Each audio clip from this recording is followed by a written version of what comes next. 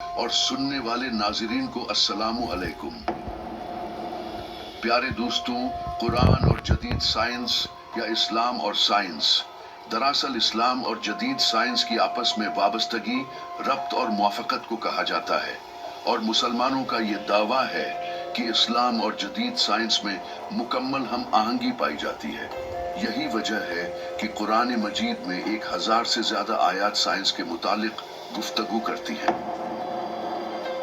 اور یہ وہ آیات ہیں جو آج سے 1400 سال پہلے نازل کی گئی تھی، لیکن آج کی جدید سائنس انہیں تسلیم کرنے پر مجبور ہے۔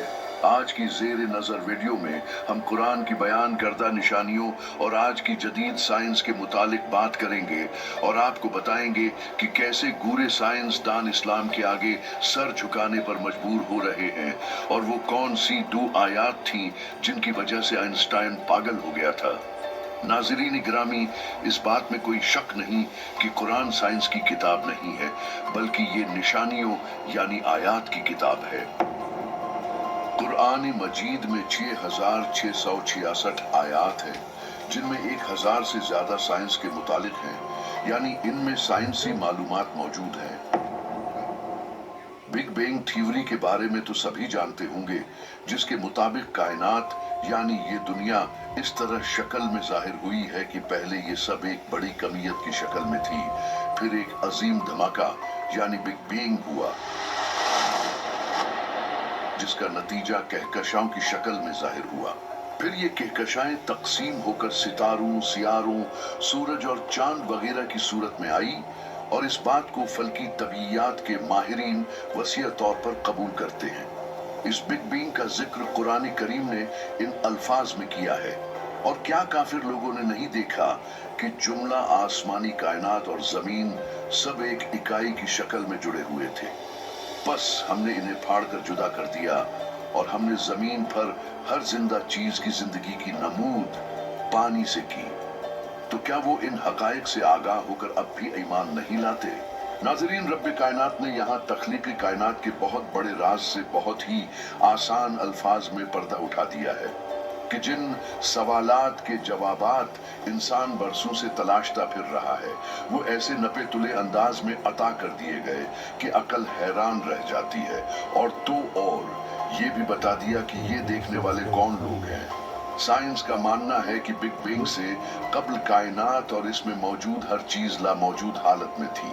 سائنسی زبان میں اسے صفر حجم اور لامحدود کثافت کے طور پر بیان کیا جاتا ہے۔ اس صفر حجم سے ایک دھماکہ ہوا، اور اس دھماکے کے پہلے سیکنڈ کے 1,00,000ویں حصے میں کائنات بے شمار انداز میں پھیل گئی، اور اس دھماکے کے نتیجے میں مادہ، توانائی اور وقت آزاد ہوا۔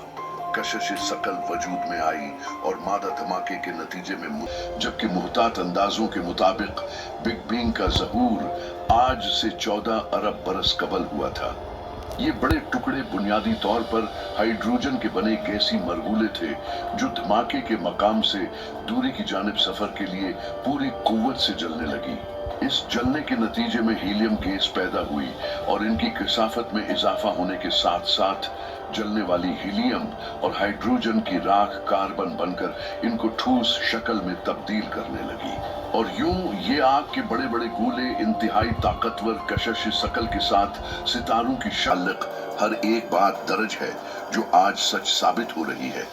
ناظرین، اب ہم آپ کو قرآن پاک کا ایک اور ایسا سائنسی کرشمہ بتاتے ہیں جس نے ایک غیر مسلم کو مسلمان کر دیا تھا۔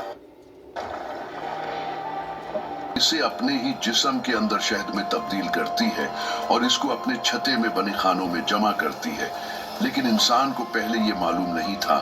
کہ شہد اصل میں شہد کی مکھی کے پٹ سے نکلتا ہے، مگر یہ حقیقت قرآن پاک نے 1400 سال پہلے قرآن میں بیان کر دی تھی، جس کا ترجمہ کچھ یوں ہے کہ اس مکھی کے پٹ کے اندر سے رنگ برنگ کا ایک شربت نکلتا ہے جس میں شفا ہے لوگوں کے لیے۔ اس کے علاوہ سائنس نے حال ہی میں اس بات کا پتہ لگایا ہے کہ شہد میں زخم کو ٹھیک کرنے کی شفا بخش خصوصیات پائی جاتی ہیں، اور یہ نرم مرہم جیسے جراثیم کش دوا کا کام بھی کرتا ہے۔ دوسری جنگ عظیم میں روسیوں نے بھی اپنے زخمی فوجیوں کے زخم ڈھانپنے کے لیے شہد علاج مریضوں کا علاج پرپولس نامی مادے سے کیا۔ इसके साथ साथ शहद में विटामिन के फ्रिक्टोज जख्म को ठीक करने की ताकत और जख्म को फफूंदी नहीं लगने देता है, जख्म के निशान खत्म करता है और इसके अलावा बहुत कुछ। लेकिन कुरान में शहद की इस तश्कील और खसूसियात के बारे में जो इल्म दिया गया है उसे इंसान ने नज़ूल कुरान के सदियों बाद अपने तजर्बे और मुशाहदे से दरियाफ्त किया है। दोस्तों, पहले ये समझा जाता था कि दर्द को महसूस करना सिर्फ और सिर्फ दिमाग पर मुनहसिर है, मगर साइंस ने जब तरक्की की और इस पर दरियाफ्त की तो मालूम हुआ कि जिल्द में दर्द को महसूस करने वाले आखिदे होते हैं। अगर ये खुलियात न हो तो इंसान दर्द को महसूस करने के काबिल नहीं रहता। लेकिन अल्लाह ताला ने कुरान पाक में बहुत वाज़ेह अल्फाज में दर्द के आखिज़ों की मौजूदगी के बारे में बयान फरमा दिया था कि जिन लोगों ने हमारी आयात मानने से इनकार कर दिया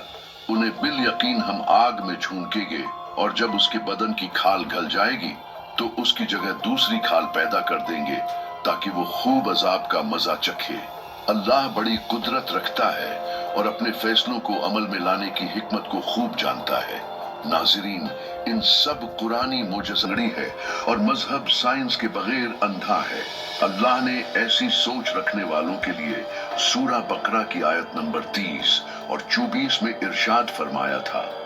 कि अगर तुम इस कलाम के बारे में शक में मुब्तला हो जो हमने अपने बरगजीदा बंदे पर नाजिल किया है, तो इस जैसी कोई एक सूरत ही बना लाओ, और इस काम के लिए बेशक अल्लाह के सिवा अपने सब हिमायतियों को बुला लो अगर तुम अपने शक और इनकार में सच्चे हो। फिर अगर तुम ऐसा न कर सको और हरगिज न कर सकोगे तो उस आग से बचो जिसका ईंधन आदमी और पत्थर हैं, जो काफिरों के लिए तैयार की गई है। प्यारे दोस्तों, ये आयात उस वक्त नाजिल की गई थी जब लोगों को अरबी जबान पर बड़ा नाज था, लिहाजा अल्लाह ने इनको चैलेंज दिया कि तुम कुरान पाक से मिलती जुलती कोई सूरत पेश करो। ले भी कर सकेगा, और यही सूरा बकरा की 2 आयात थी जो आइंस्टाइन के कौल को झूठा साबित करती हैं। प्यारे दोस्तों, इसके अलावा भी कुरान पाक की बहुत सारी आयतें साइंस पर बात करती हैं, मगर इन सब को बयान करने से ये वीडियो बहुत तवील हो जाएगी। लेकिन इन तमाम बातों के बाद इस बात में कोई शक नहीं रह जाता कि साइंस ने जितनी भी तरक्की की है इसका कुरान ने 1400 साल पहले बता दिया था,